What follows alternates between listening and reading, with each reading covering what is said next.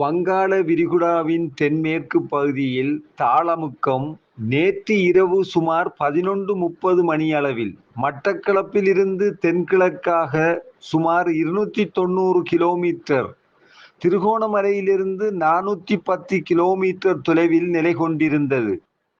இது அடுத்து வரும் 12 மணித்தியாலங்களில் மேலும் தீவிரமடைந்து மிக சக்தி வாய்ந்த தாளமுக்கமாக மாற்றமடைந்து நாட்டின் கிழக்கு கரையை அண்மித்ததாக வடமேற்கு திசையை நோக்கி நகர்ந்து செல்லும்.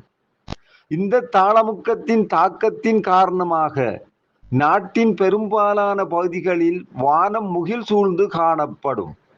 வடக்கு, கிழக்கு, மத்திய மற்றும் ஊவ மாகாணங்களில் காற்றுடன் கூடிய மிக பலத்த மழை பெய்யக்கூடும். நாட்டின் பெரும்பாலான பகுதிகளில் அடிக்கடி மழை அல்லது இடியுடன் கூடிய மழை பெய்யக்கூடும்.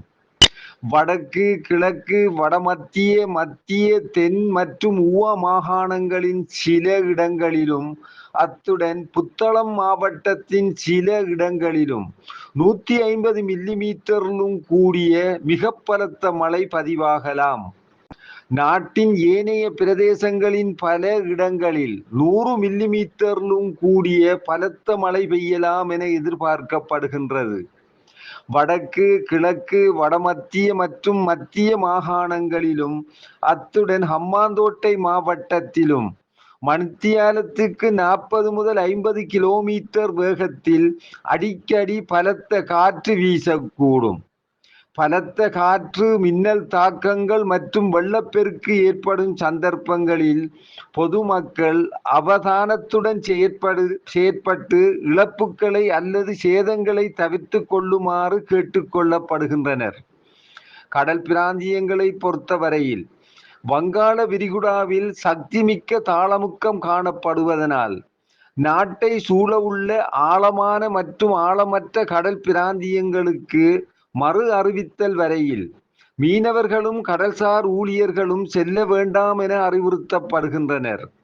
நாட்டை சூழவுள்ள கடல் பிராந்தியங்களில் அடிக்கடி மழை அல்லது இடியுடன் கூடிய மழை பெய்யக்கூடும்.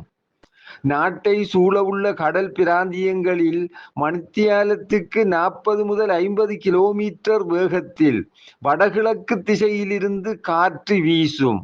இந்த காற்றின் வேகமானது மணித்தியாலத்துக்கு 60 முதல் 70 கிலோமீட்டராக அதிகரித்தும் காணப்படும். நாட்டை சூழவுள்ள கடல் பிராந்தியங்கள் அடிக்கடி மிகவும் கொந்தளிப்பான நிலையில் காணப்படும்.